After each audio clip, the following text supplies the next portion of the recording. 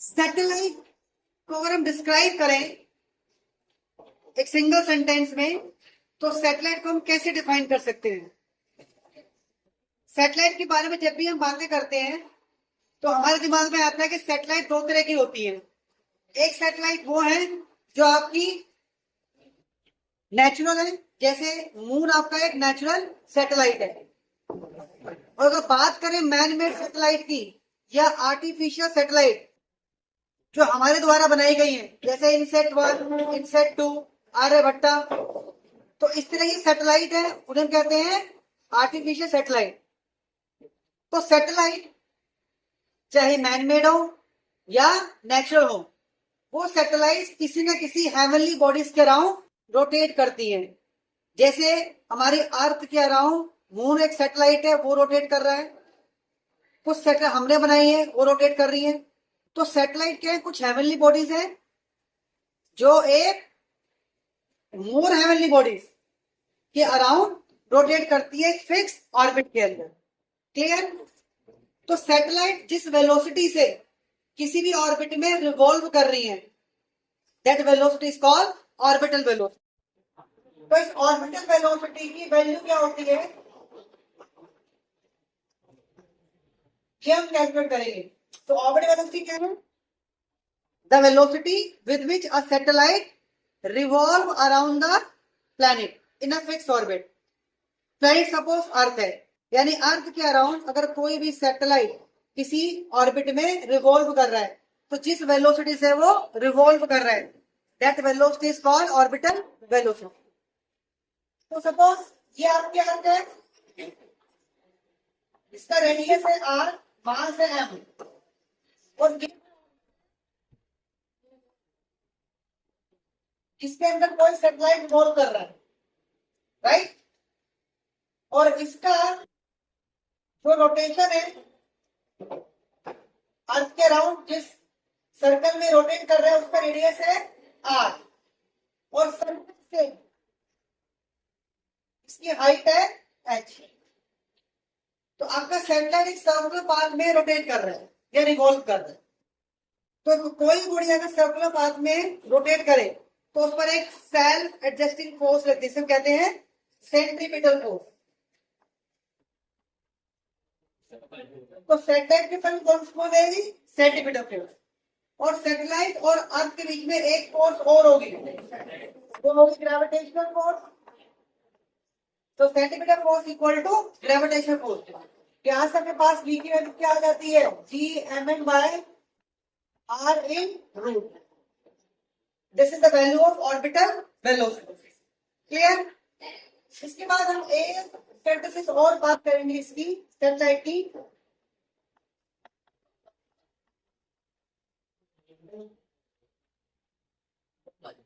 Time period of satellite.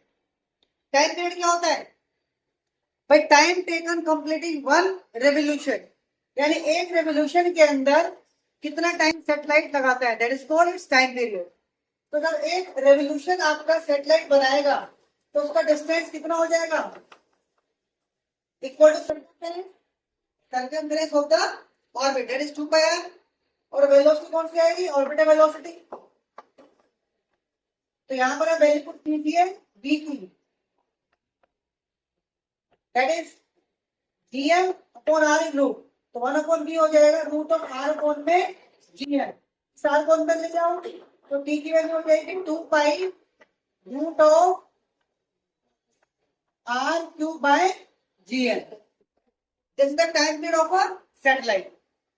अब हम find करते हैं कितनी हाइट पर आपका सैटेलाइट है। तो हाइट ऑफ सैटेलाइट,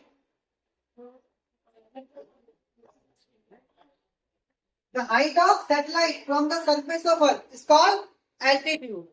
तो कितने हाइट पर आपका सैटेलाइट रिवॉल्व कर रहा है, उसका एल्टीट्यूड क्या है। तो इसी फॉर्मूला को लेके चलते हैं टाइम पीरियड के फॉर्मूले को। 2π root of r cube by gm। यहां पर हम कर देंगे स्क्वायरिंग बोथ साइड।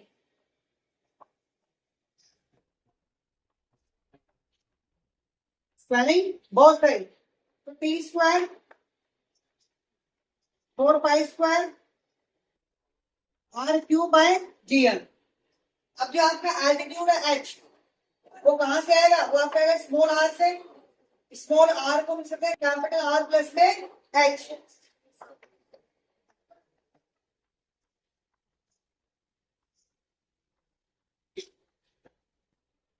यहां से आर प्लस एच की वैल्यू आपको फाइंड करनी है। ये हमारे पास आ गया आर प्लस एच का क्यूब। अब आर प्लस एच की क्यूब में से आपको एच निकालना है। तो एच निकालने के लिए सबसे पहले आपको इस क्यूब को हटाना होगा। और क्यूब को कैसे हटाएंगे? Taking cube root. Taking cube root both side. तो क्यूब का क्यूब रूट क्या हो जाएगा? जब आप क्यूब का क्यूब लेंगे तो क्यूब आपका हट जाएगा और राइट हैंड साइड में आपका क्यूब आ जाएगा। राइट हैंड आपका क्यूब रहेगा यानी 1/3। तो यहाँ से आपका क्यूब हट गया और यहाँ पे आपका क्यूब रूट आ गया 1/3। तो यहां से अगर हम एच की वैल्यू निकालें तो that is T square by G M 4 pi square की power 1/3 minus are.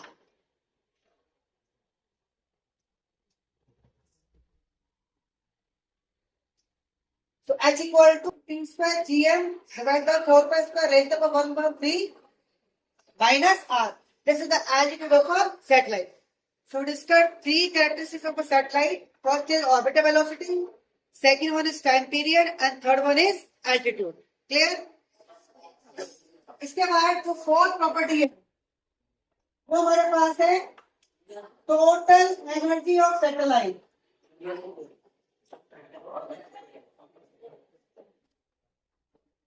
Total energy of the satellite.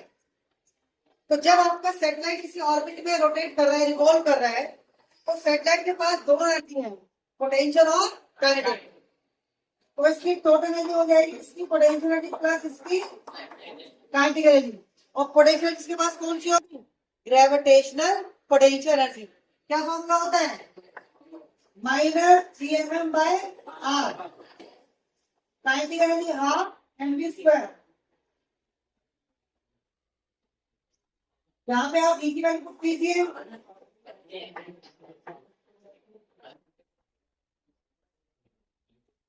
Root of GM by R is the value of V. That is minus Gml by R plus Gml by 2R. Gm into small m. इन दोनों को solve करके तो ये हमारे पास क्या लग रहा है? T इक्वल टू -1/T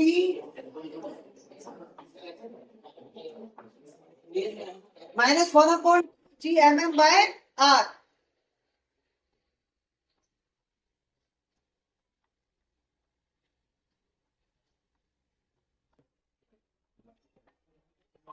वही आपका 1 हो गया, 1 माइनस 1/2, दैट इज -1/2।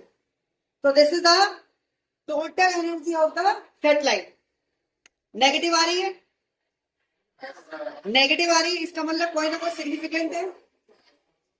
अगर हम एनर्जी सैटेलाइट को डिफाइन करें तो एनर्जी सैटेलाइट क्या है? वो एनर्जी जिसकी वजह से आपका सैटेलाइट बाउंड है। बाउंड किस लिए है? एक पर्टिकुलर ऑर्बिट में रिवॉल्व करने के लिए। तो नेगेटिव यहाँ पे ये बता रहा है, अगर आपको उस सैटेलाइट को उस ऑर्बिट से स्केप आउट करना है, then same amount of energy release, same amount of energy is required.